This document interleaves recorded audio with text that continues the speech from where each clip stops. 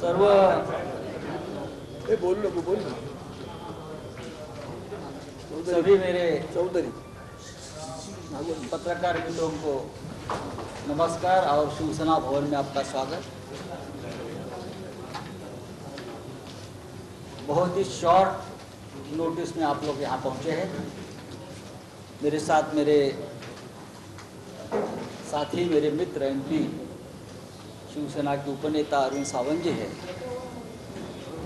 आज मुंबई में बहुत कुछ हलचल है।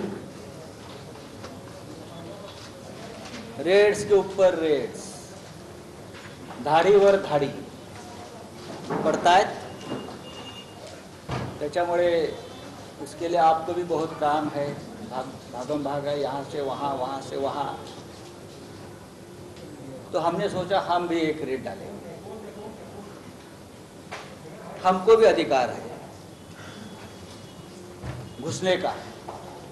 अगर हमारे घर में कोई घुस रहा है तो मुंबई में, महाराष्ट्र में शिवसेना को भी अधिकार है घुसने का, घुसाने का। आज मैं देख रहा था सुबह से, हमारे कुछ कार्यकर्ता, हमारे कुछ लोगों के ऊपर अब ईडी ने आईटी की रेड्स हो रही है, इनकम टैक्स। कोई भानामती है, वो भानामती, आईटी की भानामती चल रही है। और मुझे तो लगता है कि जब तक ये बीएमसी चुनाव नहीं होते हैं तब तक हर वार्ड में रेड होगी आईटी की, हर वार्ड में, हर शाखा में। अब यही काम आईटी को या सेंट्रल एजेंसी को, ईडी और आईटी, यही एक काम उनके हाथ में रहा है कि जहां जहां शिवसेना का कार्यकर्ता है, जहां जहां शिवसेना की शाखा है, जहां जहां शिवसेना के लोग चुनाव लड़ने जा रहे हैं, वहां रेड्स करें। ये तो सवाल है सबके मन में, इस देश में भी, कि सिर्फ और सिर्फ महाराष्ट्र और बंगाल जैसे राज्य में ही सिलेक्टेड लोगों को टारगेट क्यों सेंट्रल एजेंसीज कर रही, ये सवाल है। ये सवाल इसलिए भी है, क्या इस देश में और राज्यों में कोई नहीं मिलता जहां सेंट्रल एजेंसी जाकर सवाल पूछे, रेड करे, देश को हिसाब किताब दे। सिर्फ शिवसेना या तृणमूल कांग्रेस? ये तो सबको मालूम है, ये सरकार गिराने की जो साजिश है, सरकार को दबाव में लाने की, शिवसेना के नेतृत्व में जो महाविकास आघाड़ी का गठबंधन हुआ है, उनकी सरकार है, उनको दबाव में लाकर ये सरकार अनस्टेबल, अस्थिर करने के लिए, सरकार गिराने की एक बहुत बड़ी साजिश है। इनकम टैक्स और ईडी को हमने अब तक 50 नाम भेजे हैं विथ एविडेंस, 50। और बार बार मैं जिक्र भी किया है मेरे प्रेस कॉन्फ्रेंस में। फिर भी ईडी या इनकम टैक्स को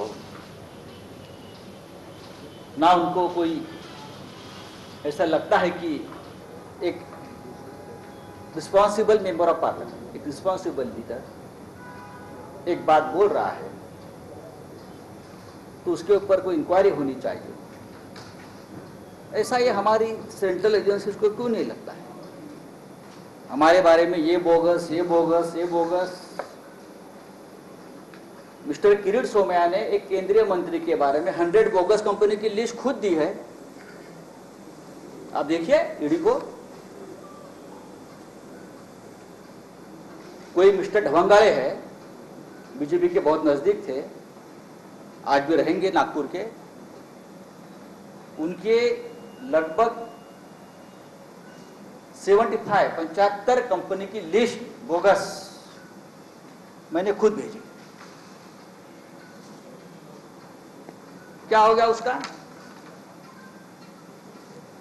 पूरे देश में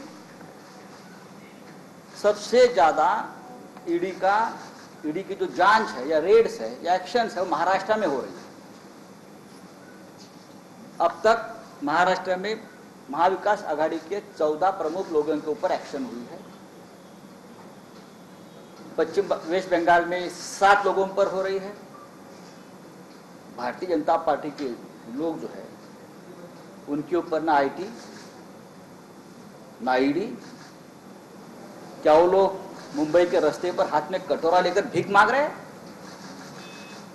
इनकम और टैक्स सिर्फ हमारे पास है क्या? ये इनकम टैक्स की जो भानामती चल रही है वो भी जल्दी एक्सपोज हो जाएगी। ये भानामती कौन है जो ये सब रेट्स कंट्रोल कर रही है, उस बारे में जल्दी ही शिवसेना बड़ा खुलासा करने जा रही है। मेरे जो लगता है 15 फरवरी प्रेस कॉन्फ्रेंस हो गई थी यहाँ, तब मैंने एक नाम का जिक्र किया था, सुमित कुमार नरवर। बार बार मैं उस बारे में पूछ रहा हूं ईडी को, इनकम टैक्स को, कि एक सामान्य आदमी बुलंदशहर का दूध बेचता था और 4-5 साल में उसकी प्रॉपर्टी 8,000 करोड़ से ऊपर चली गई। अब वो मलबार हिल में रहता है, पहले उसको कहाँ भी रहने को घर नहीं था। अब वो व्यक्ति नोएडा में रहता था, उसका मलबार हिल में अब बड़ा आशियाना है, बड़ी बड़ी प्रॉपर्टीज है। ईडी ने कौन सा चश्मा लगाया है इनकम टैक्स में? वो चश्मा जरा, उस चश्मे से जरा हमारे तरफ भी देखिए।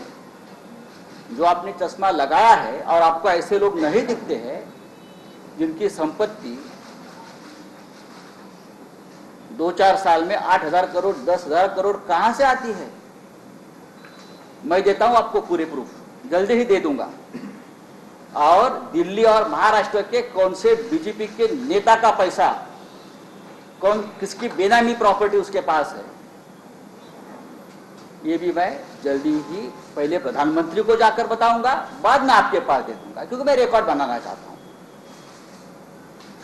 दिल्ली में कौन सा बड़ा नेता और महाराष्ट्र का कौन सा बीजेपी का बड़ा नेता जिसकी पूरी लेन देन उसके साथ होती, पैसा किसका है? ये ट्राइडेंट ग्रुप कौन सा है मुंबई में, जिसको 5 साल पहले सबसे ज्यादा यहाँ सरकार की तरफ से कॉन्ट्रैक्ट्स और काम मिलते थे? मेरे पास पूरा है हिसाब किताब, मैं आपको बताना चाहता हूं। ये भानामती और ईडी, सब ईडी और आईटी हम सबको बताएंगे।